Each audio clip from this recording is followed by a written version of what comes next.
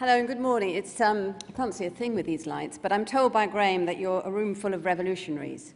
So I'm really looking forward to listening to what you have to say. I think also I want to salute you because it's wonderful to be in an atmosphere where education seems to be part of my daughter's world. I have two daughters, 15 and 25, and to actually see people using all sorts of different machines and laptops and God knows what is just it's quite thrilling. It shows that you can actually work with the grain of young people's interests and passions. I asked my 15-year-old if she had any jokes for an audience like this morning, and this is her offering, so don't blame me. She said, two 7-year-olds are talking to each other, and one little girl says to the other, "I'm never going to have a baby." And the other one says to her friend, "Why not?" And the first friend says, "Because I'm told it takes 9 months to download." So it's not bad for 15, really.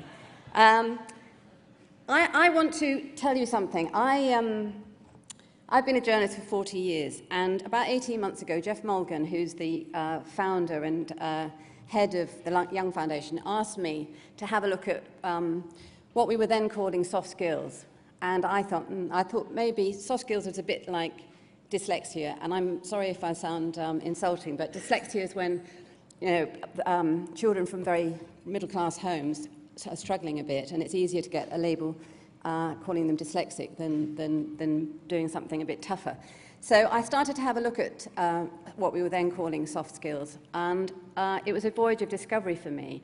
It explained a lot about a lot of the young people I've interviewed and talked to and met over the years, and it put into focus for me what education does for those, and I have to use the word class actually, I'm really sorry about this, but I think there is a class problem here, and I think this diversion into how whether technology is good or bad for you, is it sort of isolating our young people and so on, to me seems only another extension of the class battle.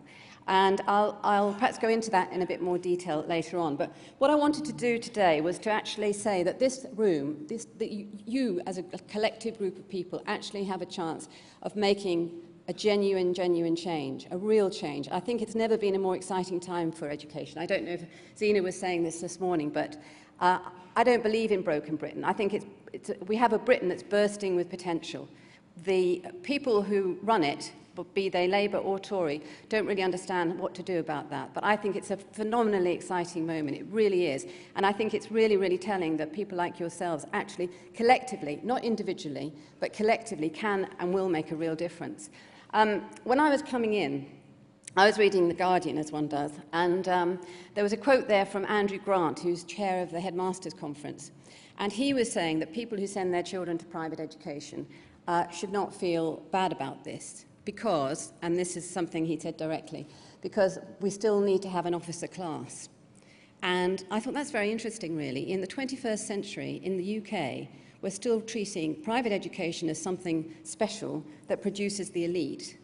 And all the rest, and state schools, I visited state schools, particularly in the last year, who are doing phenomenal stuff, absolutely phenomenal stuff. What's interesting about it is they're doing phenomenal stuff, but they're keeping their heads down below the radar because they don't actually want to attract the attention of DCFS or anybody else for that matter, because if it's working for them, let them get on with it and not make themselves draw fire, if you like. I think that's a very sad state. What I want to talk about is the crisis, because I think there is a crisis. I want to talk about the changes that are already happening and the greater changes that can be made. And I want to talk about the challenge that lies ahead, the challenge which particularly people like yourselves can meet. And throughout this, there's also stories. Malcolm was sort of talking about the story of learning to fail. And I think stories are really powerful, and they're really underestimated. The stories we tell our children, the stories we tell ourselves, the story that Cameron doesn't seem to understand. If he keeps banging on about broken Britain, that actually has an effect. Now, as part of what I'm going to try and say, I've got a very motley crew on my PowerPoint. I've got, well, you'll see, I've got Humpty Dumpty, and I've got Spinoza, and I've got Katie Price and Peter Andre, and I hope that they will all come together to tell you something, or to perhaps, many of you I know will know some of these things, or may know all of it, but it's just knitting together a different kind of story about the possibilities and the potential for this country. to start with Michael Gove. Michael Gove gave a lecture at the RSA, which some of you may have read or saw on the video, in which he defined education as inheriting an intellectual body of knowledge. He's very keen, as you probably know, on narrative and chronology, and it's very much in the mould of here's the vessel, let's pour in lots of information, and out will pop somebody who can probably rise in the ranks in this country. He said that that was also a way of achieving social justice, and it was a way of achieving social mobility. And I thought that was quite interesting, really, because what he was saying, there's nothing wrong with that. I believe profoundly in high standards, as everybody in this room, I'm sure, does. I believe, actually, in narrative. I mean, I've been trying to do my daughter's history homework. She's just started GCSE. And I couldn't make head nor tail of the Russian Revolution, which I thought I knew quite well, because it's all sort of chopped up, and she's now told the examiners will want this and the examiners will want that. So I'm all in favour of narrative, but what it occurred to me was that one of the things missing with the way in which both Conservatives and Labour talk about education is they don't actually address how prepared children and young people are to learn. And it seems to me you can put any amount of statistics, any amount of homework, any amount of coursework into a child, but if they're not capable of actually doing more than just absorb it, if they're not capable of actually asking, interrogating, making sense of it, working with others, collaborating, how are we preparing young people for the 21st century? And ironically, private education has always done this. They've always focused on the academic, but what they've also always done is to understand that the whole person is very important. This is a quote from J.F. Roxburgh, who founded Stowe School, which is actually quite a progressive private school. And he said, "My goal is to turn out young men who are acceptable at a dance and invaluable in a shipwreck." And I think that's actually, if you think about it, that's quite the right thing to do. But the difficulty is we have done something in education, and I think it is rooted in the 19th century. We've got, we all know about the disadvantaged young people. We know we've got a million NEETs. We know that of the 75,000 children on free school meals, 4 out of 10 will come away with no GCSEs. This is one of the richest countries in the world with these statistics. We know that almost 40% of our children are coming out of school with no or very poor GCSE qualifications. But we also, I think, don't pay enough attention to the fact to what's happening to those with regarded as having ability, i.e. an IQ and some recognisable talent, recognisable within the system. When children are asked what they do in class, even today, 65% say they copy from the board and 63% say they listen to the teacher for a very long time. Now, I don't think that's really producing an inquisitive generation that's able to work together, to have teamwork, to actually to make more of themselves. And it reminds me of another joke where a teacher is saying to a young 11-year-old, "What's the outside of a tree called?" And Sam says, "Don't know, sir."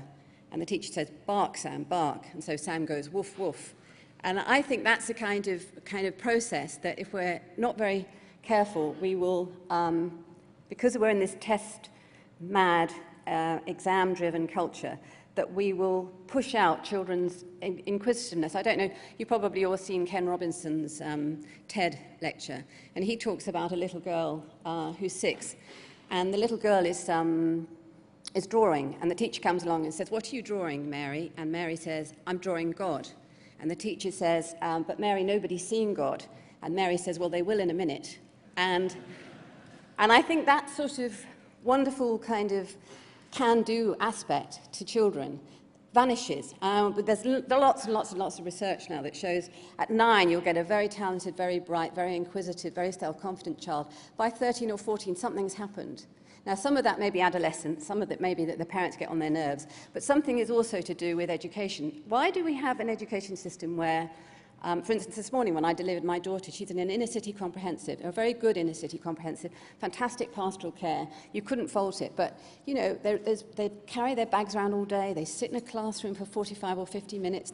None of that was designed for education. That was designed to actually make it easier, really, for those who want to deliver education, to deliver that education, not actually expand young people's minds.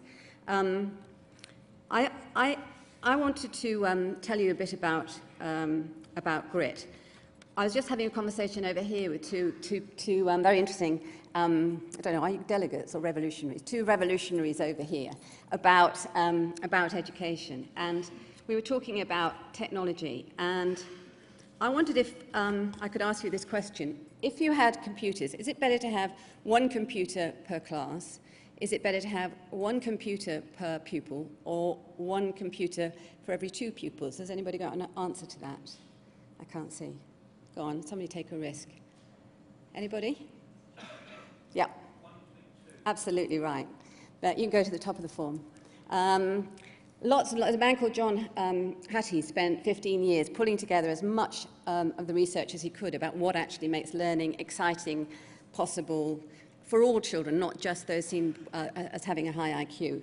And they found out that one computer between 2 children means that they learn twice as much. I know that sounds like a very pat statistic, but it's actually true. There is something, and we're learning this now from neuroscience. We're learning this from observing how the brain works, working together, collaborating, having some freedom, asking questions, problem solving. All of these things produce a much more rounded child. When I was going through the research and visiting places for grit, one of the people I met felt very strongly about IQ, our obsession with IQ, which I think is a recurring theme with a lot of these educational organizations trying to do something different. And our obsession with IQ, I mean, why does a high IQ dictate the rest of life for people? It does not make many children smarter. Having a high IQ without the grit and determination, as lots of research, which I can briefly talk about later, actually doesn't really get you far. I mean, you can actually have children who have not got a high IQ, but who go a lot further, but we don't tell them that story. There are too many stories we don't tell about what it's possible to do in terms of achievement. If you forget about IQ, you start to open up a whole new world for children and a whole new world for teachers as well. The seed skills, because this whole area of social and emotional literacy, resilience, social and emotional education, it's sometimes called soft skills, it's really messy. It's really messy. You can't measure it like you can measure IQ, and everybody's using a vocabulary in a different way. It was really frustrating trying to write this book because every time I'd use one word, you'd find 7 other people saying, yes, but that's not exactly what it means something else. So it is a mess, but it's a mess that people like you, need to help us to sort of clear up, if you like. You know, so we do have a consensus on what these words mean and where they take children and what their worth is. James Heckman, I don't know if you know James Heckman, he's an American a Nobel Prize-winning economist, and he's worked out, don't ask me why, but he's worked out that for every dollar invested in social and emotional capabilities, I prefer the word capabilities and competencies, because it doesn't sound, skills, soft skills and all that, sounds a bit 60s, hippies, floral, you know, hippie sort of bent, which certainly the Conservatives won't like. And I think competencies and capabilities actually sounds strong and sturdy and is much more about the child's potential. So at the Young Foundation, we try to get it down. I know acronyms, we've got too many acronyms, but we try to get it down to an acronym that gave it some shape, just for ease, really, of discussion and so on. So we came up with SEED, and S is for, as you can see, social and emotional competencies. E is for emotional resilience, and there's a lot of work now going on in resilience, which I'd like to mention briefly a bit later on. E is for enterprise, and there's a person here from Scotland. Scotland is doing the most fantastic things with enterprise in primary schools and secondary schools, really imaginative. And that really works because not only does it fire up young people, but it stops this awful business of making practical and vocational education second best. I mean, that's another inheritance of the class system. Why on earth? I say this as an educational groupie because of my my parents, really, I guess. I have been in secondary modern, grammar school, comprehensive, private boarding school before 9 months and I got expelled, convent, army school, and I know one thing, that when I was in the grammar school, I felt, and it's interesting, when I looked through, my dad has Alzheimer's, and so when I was clearing out his office, I found he'd kept all my reports, which I didn't know until a couple of months ago. And I read through some of these reports, and it surprised me, because I was the same child. Obviously, circumstances changed, but essentially I had the same IQ, or lack of it. And yet, in almost every school, I was seen as a different kind of child. You know, in one school I was the troublemaker, in another I had lots of potential, in another school I was not trying hard enough. And I thought, you know, there's something going on here that's bigger than the child. It's about perceptions, and it's about expectations, and they can be influenced by what a teacher assumes to be the child's background, and so on and so forth. So emotional resilience, when you start digging into that, as I can tell you briefly later, it's really, really interesting how you can turn a life around, and not just, you know, it doesn't have to happen at 35, 6, 7, 8. It can happen at any time in life. E, as you all know, enterprise, innovation, and creativity. I hate the word the phrase social innovation. It makes me very embarrassed when I have to use it. But I mean, essentially, it's just good ideas that work. And one of the things I found last year when I was traveling around looking at places, schools and so on, that were doing wonderful things, is that good ideas that work, we need some way of spreading that around now. I mean, if or when the Conservatives come in, they've said that there's going to be a much more open system, which fills me with trepidation, because they seem to think that you can launch a school, parents producing schools. We've been trying now for, I think, 4 years to get something called studio schools off the ground, with the government backing, with local authority support, and it is really, really difficult. So if the 7 years, it will probably take some parents to get schools off the ground. I don't know what the Tories think is going to happen, but anyway, so presumably they'll show some enterprise, innovation and creativity, but we hope. D is for discipline, and this is something that I think is missing. It's discipline in a discipline to delay gratification. And you have to tell a convincing story. So the young person who says, who's been told since the age of 7 or 8, you know, you're a waste of space, more or less, implicitly. It's very difficult then to expect them at some later stage to start exercising in a discipline for what? You know, what is the reward for that? But also, within that, the other important thing is external discipline. And when you look at the research on grit and persistence and discipline, it's very, very, very powerful. Henry Ford said, whether you think you can or whether you think you can't, you're probably right. And I think that kind of, that narrative, how you, when they play games and they find that they're dunce in school, but they're actually very good at playing computer games, that's telling them a story. That's telling them a story, but at the minute it's not endorsed sufficiently anywhere else other than their bedroom or with their friends. So how do you, I'm asking you as part of the challenge, how do you make that, how do you get these stories out? Because they're not just, it's not just positive psychology, they actually make a difference to a child's future and their expectations. And I think that's what education is partly about in the 21st century, raising aspirations not to be celebrities, because actually when you look at the research, I'm on the Knowsley Youth Commission, which is actually trying to find ways of raising the aspirations of young people in Knowsley. And what they want is they don't want to be famous. That's at the bottom of a list of 20 things. And I say this as part of it, it's a media thing that they think all young people want to become superstars. They don't.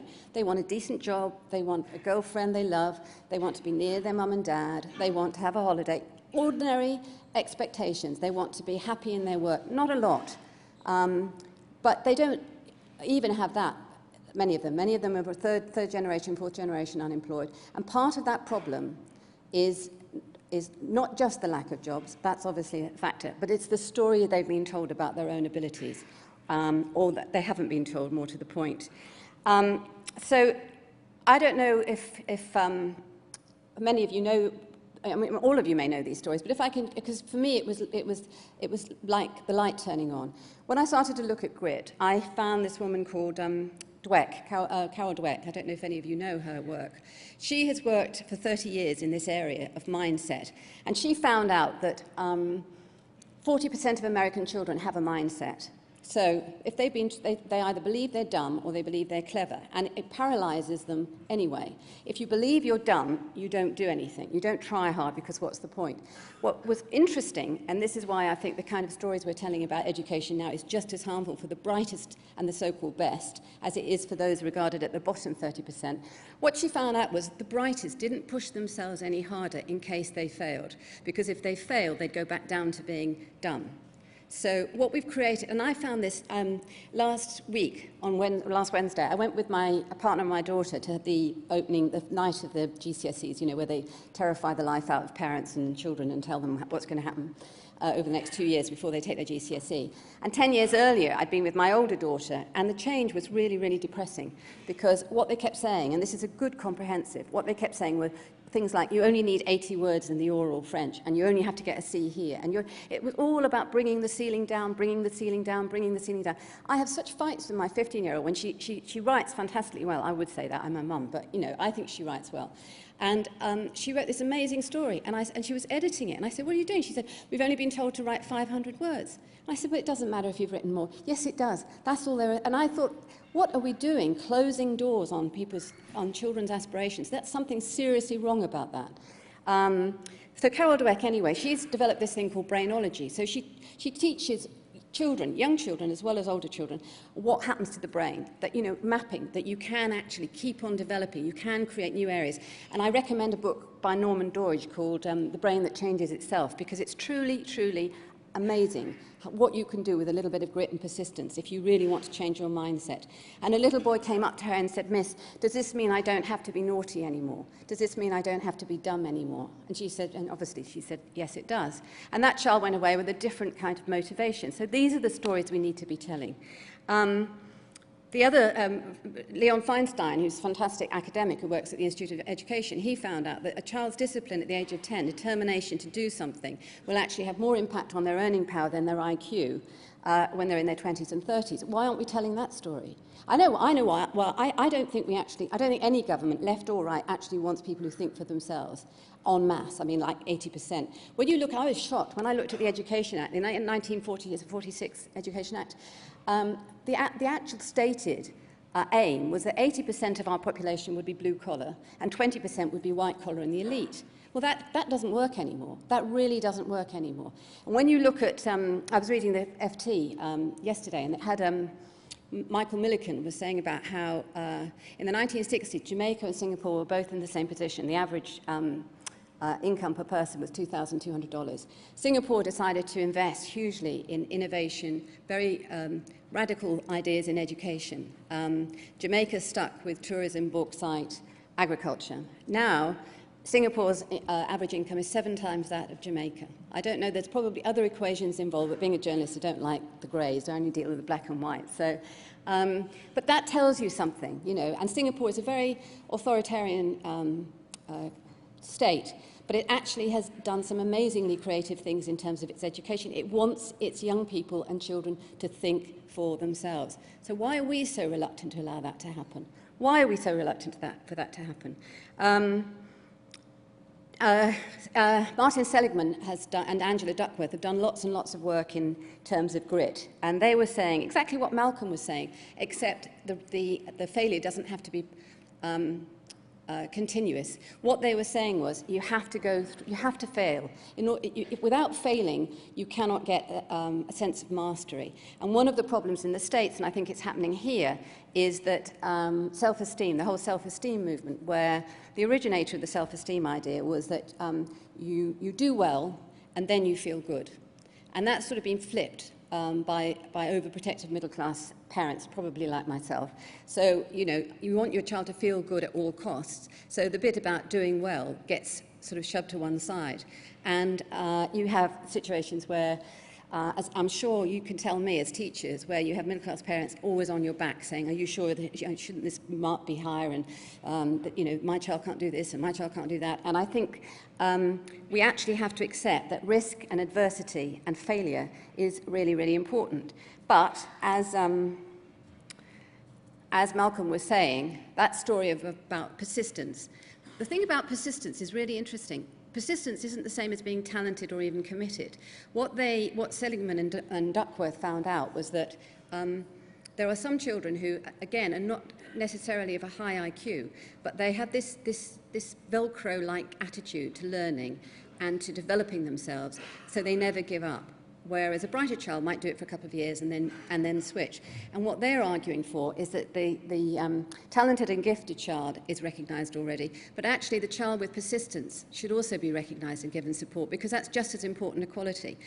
Again, as Malcolm was saying, this is part of the reason why grit and persistence isn't part of the popular national narrative, really, because it's the X factor. I don't know about you, but I am addicted to the X factor, or I was. I'm getting a bit bored with it now. But one of the reasons why I'm getting bored was last Saturday I could have thrown a brick at the TV, because every single child, a young person who came on, who was told, you know, this is the end of the day or end of the journey. It was going to be the end of the world. If I don't get this, I'll never get anything else. And actually, I really would have liked it if one of those young people had said, whoa, you know, okay, I gave it my best shot, but I'm still going to get there, come what may. Maybe one of them did, and it was edited out. But that would have been such a stronger, more powerful story than sort of, you know, whinge, I'm going to go and cut my throat type stuff. Resilience. I'm sure, again, lots of you here must know quite a lot about resilience. Resilio means to bounce back. They used to say, they used to call children resilient children, as if they were born. They believed they were born with the right stuff. And now research has told us, just like genius, it's much better to say having genius rather than being a genius, because having a genius gives more, it's more accurate for a start. And likewise with resilience. There's lots and lots of longitudinal studies, I won't go into detail now, but they're referred in Grit, where they've worked out what is resilience. And the good news about resilience is Anne Marston, who's one of the kind of leading lights in resilience, she calls it ordinary magic, because virtually any child can have it. And the thing about resilience is it isn't just bouncing back from adversity. Some children, and we're still finding out why, some children, young people, can actually use that adversity to go even further. So the adversity itself becomes a springboard. And that's a story that needs to be told more often for children. That again can change a child's life. What counts in resilience? And this reflects on the kind of schools, the way we run our schools. Participation, child genuinely being participatory. In Knowsley has consulted young people till they're, you know, they've had more consultations than they've had hot dinners. But actually, it's all come to naught because they're not listened to. So there's no point in doing that. You know, participation doesn't just mean tell us what you think and then we'll forget about it. It actually means turning those comments, those views, those offerings into something practical that the young people and children can actually see. So I've been, you know, in my daughter's previous primary school, we had a schools council, but actually they might as well not met, which I think, and it was a good school, but I think these things matter. There obviously a good relationship matters. Leadership of the head, all of this makes, you know, we all know this, but leadership of a certain kind. So the leader is a maverick, you know, he's not, or she's not, obeying the rules, really. He or she is breaking them, to be honest. And they found this out particularly from Afro-American schools during segregation. These schools were absolutely devoid of funds, teachers were poorly paid, no books, yet these kids, they were producing some children who were just incredibly determined. And amongst the reasons why was this thing of leadership, of a sense of belonging, of identity. The kids looked like their teachers.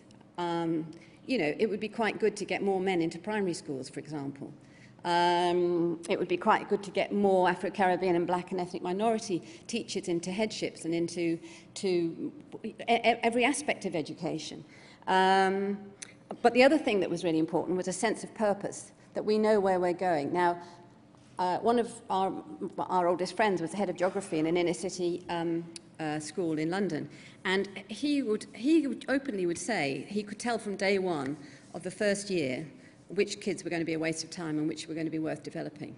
Now that says that children aren't stupid, as we all know. You know, they pick that up by osmosis. So if you've got half your pupils, or even a third of your pupils, or a fifth of your pupils knowing that they are a waste of space, they don't belong, of course they're going to cause trouble. You know, of course they're going to be Add to that the fact they're probably coming from a home, you know, in the old days, even post-war, you had, even if your own family was rubbish or was in chaos, you had the street, you had an extended family quite often. You had, if you were a young man, you'd probably go into an apprenticeship where you'd spend 5 years with older men. You had there were lots of openings to wiser people and better counsel. A lot of that's gone for a lot of young people. It really has gone for a lot of young people. And as they say in parts of Knowsley, which is Huyton, Kirby, that it's not so much broken families as families that have never actually come together in the first place. So those children need something extra when they come into school. And I think we ignore that at our peril, really. There's another very interesting piece of research from an American psychiatric hospital where they followed some young people. They came in as teenagers and then they left, some after a few months, some after a few years. And this study followed them right through into their 20s or 30s. And the aim of it was to find out why did some of those, a handful, there was I think 64, only a handful actually made something, turned their lives around. And what they found with these children, these young people who turned their lives around, was three things that really matter. Reflectiveness, the ability to make sense of their story for themselves without them being the victim, which is very, very important. Relatedness, so they actually didn't just make relationships. They could make relationships that would work for them, not be detrimental. And agency, a sense that they themselves, what they did mattered.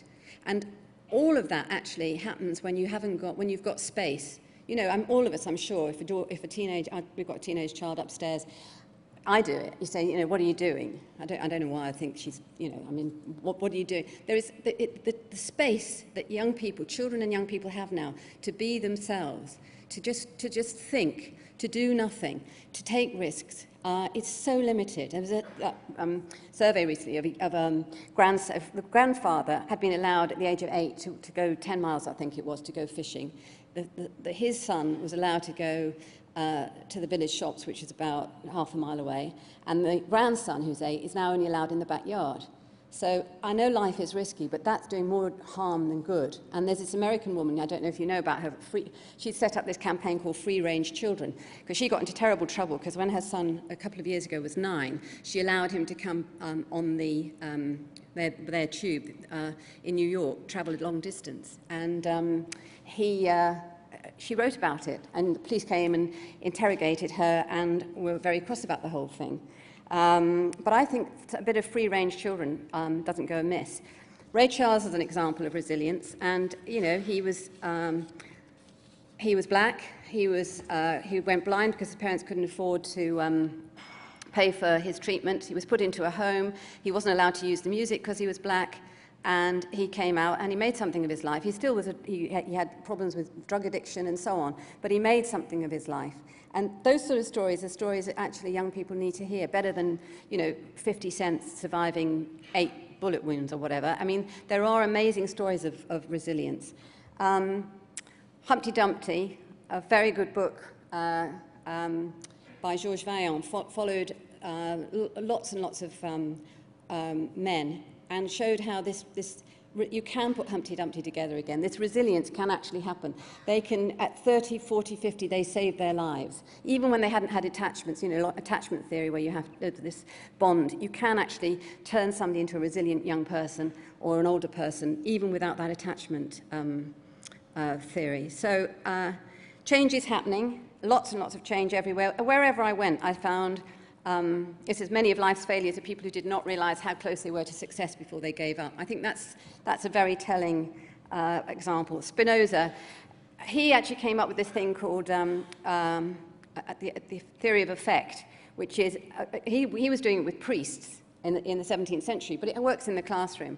If somebody expects the best of you, you tend to perform better. If somebody thinks you're going to be a problem or you're just less than good. And I think this isn't just about children who misbehave. I think there are some middle-class professionals who actually do think working-class kids are chavvy and perhaps they don't understand the culture. And they don't understand the culture of black and ethnic minority children, and they don't understand, when you think about it, if we call everybody, the chav now has become a name that's very common. But if you replace that with nigger, or Jew, or it's a very, very derogatory. It's a very derogatory statement, and it sort of says that we dismiss, because it's unfamiliar, the talents of an awful lot of young people and children, I think. Michael Young, the Young Foundation, I don't know if any of you know about the Young, Michael Young thought up, he had I think had a child at 80, so he was very innovative and creative, but certainly creative. He set up, his thing was always take no as a question. So he set up the Open University, Consumer Association, Language Line. He believed in empowering the individual, the ordinary person down at the bottom. He believed in bottom-up solutions, not top-down. So we've been trying at the Young Foundation I don't think one-size-fits-all works anymore. I think the good thing if Tories come in is that there will be diversity. And I think what we do need in this messy area is more clarity on definitions, more evaluations, more research, more customised approaches to children. If anybody wants to talk to me afterwards, but faking it, I'll just mention faking it. We put 11 young people who'd been out of work for longer than a year together. They all wanted to work in catering. We gave them 2 weeks intensive training, both in catering with using 2 professional chefs, but also in emotional and social capabilities. And we were tough. They had to come in. There were no second chances. If they didn't come in, they were out. They were dropped from the course. It was a very, very tough standard. We taught them about self-discipline, all in 2 weeks. And then at the end of that 2 weeks, at the Hoxton Apprentice, which is a social enterprise, it's a restaurant, well-reviewed, they had to serve and cook a lunch for 20 people. None of these people, they're all from, because we were launching the Grit report there, they were all from education, and they did it. And the thing that 8 months later, every one of them is either in education, 2 are apprentices now at the Hoxton Apprentice, or learning. They're all doing something with their lives. What we didn't expect, and what we underestimated hugely, was the alchemy, the chemistry between those 11. They are a band of brothers now. They are really tight, as they would say. They are so different. They're every colour, every background, and that taught us something. So we're just learning as we go along. Future First is where careers on the whole. I hope there aren't any careers advisors here, but anyway, most schools are really rubbish. As the Future First young in their 20s, he said his career as advisor was the PE teacher who was a drunk. And when he went back after 8 years, having left school, he was still the careers advisor, and he was more of a drunk. And he'd sort of put off lots of kids from doing things they want. Because I know when I wanted to be, I actually wanted to be an air hostess, and I was told I'd never make a decent air hostess. But I wasn't given any other opportunities. And one of the most moving things that happened to me when I was in Knowsley recently, they brought a group of mothers together who've got kids in school. And those mothers were saying how one of them would have wanted to be an astronaut.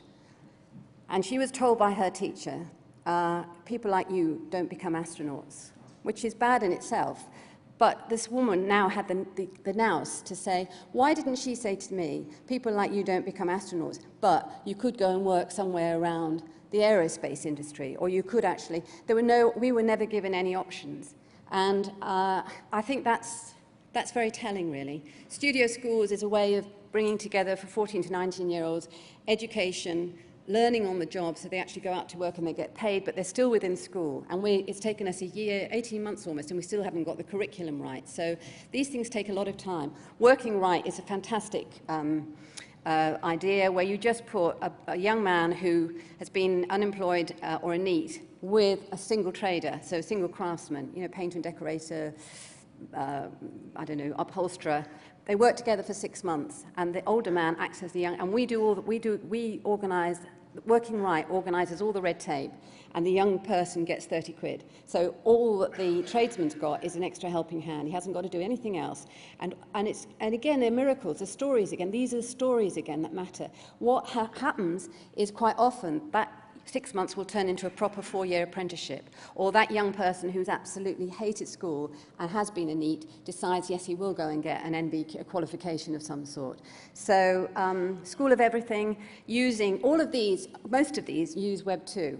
But it's not the technology, it's the technology plus the rest of the cocktail. That's where I think Malcolm was actually wrong. I don't think anybody is just using it as a tool. I think it is an ingredient, a very powerful ingredient, and we need to use more of it. So all of these use the website in some way, but also with something else. Viability is Kelly from Abergele. She is just amazing. She's a female footballer, did an MBA, played for England. She's using, I didn't know this, but something about 130 football clubs are in dire straits financially. She's an accountant. She offers them financial support and business advice. In return, they take local young people, young men, who can never be footballers, because in Knowsley, everybody wants to be Katie Price or a professional footballer when they're 8. So these young people can't all be professional footballers, but they can get involved in other aspects of a football club. That's another social enterprise. So there's lots of things, you know, where there's lots and lots of opportunities now. But we need to keep some basis to that, which is the seed skills. Dark Mountain, I don't know if anybody knows Dougald Hine. He's a very interesting young man doing lots of different things. He's got this thing called Dark Mountain Manifesto, which, if you get time, have a look. He says exactly what it is. This is a moment to ask deep questions and to ask them urgently. All around us, shifts are underway which suggest that our whole way of living is already passing into history. It is time to look for new paths and new stories, ones that can lead us through the end of the world as we know it and out the other side. I don't think it is the end of the world, but I do think this room is full of the ability and the capacity to make a profound difference to children. You know, we don't want to write off 30% of our children. And the top 30% we want to get much more out of than they're offering at the minute, because they're constrained by their education system, which seems to me to be bonkers. You know, why create an education system that's a straitjacket?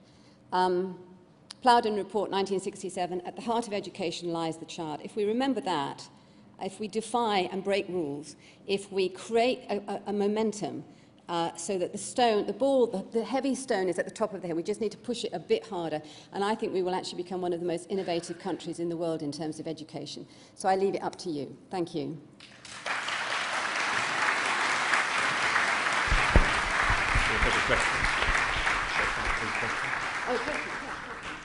We're running about 15 minutes behind, but don't worry, I'm sure you won't mind missing a little bit of your lunch. So we're going to follow up with James, Professor James G. in just a second, although I don't know where he is actually. James, if you stick your hand up so I can see you. Is James here? Oh, hello, James, sorry. So we'll just take one question for Yvonne before passing on to... There's copies of Grit here if you want it, down there. Free. Question from the audience, please.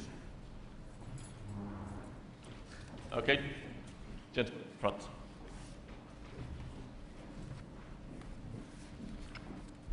You have your whole 45 minutes. I'm going to go for an hour. James Clay from Gloucestershire College.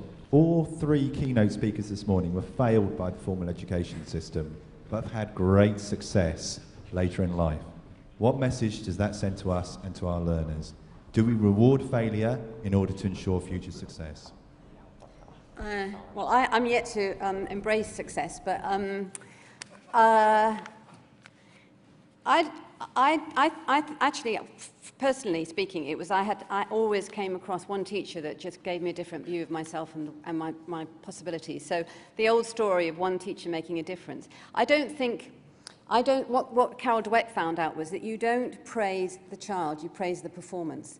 So, you know, it's not that you welcome failure, it's that you say, okay, you failed, where do we, you know, how do we pick ourselves up and go on from here? I think that's the story. At the minute, too many young people are being told, sorry, you know, either explicitly, well, sometimes even explicitly, but certainly implicitly, you know, go to the back of the queue. That's it. It's all over for you. You know, the research by the Cambridge Primary Review is telling us, how can we, at the age of 10, be having children come and say, you know, I'm no good. I'm no good. They've been taught in school that they're no good. I mean, that cannot be right. That cannot be right. Sorry, can you put it to the microphone because we're recording? Can we have the microphone on here? But you and the other keynote speakers have demonstrated that that doesn't matter because you can still succeed in life. On Twitter, there are people saying that they failed at school and they were later successful in life. The point is that how do we stop this circle of failure with later success? How can we ensure that those people who are successful at school continue to be successful, and those who are failed are successful much earlier on? Well, I think I think that I can't speak for Malcolm, but I think if you have a passion, I had a passion for journalism, and any child has. Most children do have a passion for something, but I think the main thing is not just this dialogue of failure and success. It's actually saying you invest something, you'll get something out of it. That's the story that needs to be told. You make the most of what you've got, but we don't spend enough time finding out what that child's got because we're so regimented and so tested and so teaching to the test. And I hope that's all going to go, but even then we have to have some system in place. There isn't time really to understand what makes a child, what is it that the child's got that we can actually use as a springboard so they can succeed in other ways as well. But, I think the fact that we've got 1 million young people as neets says something's going badly wrong. I mean, they may well all turn out to be millionaire entrepreneurs in 10 years' time, which, great for them, but I don't think that is going to happen. Thank you very much, Yvonne.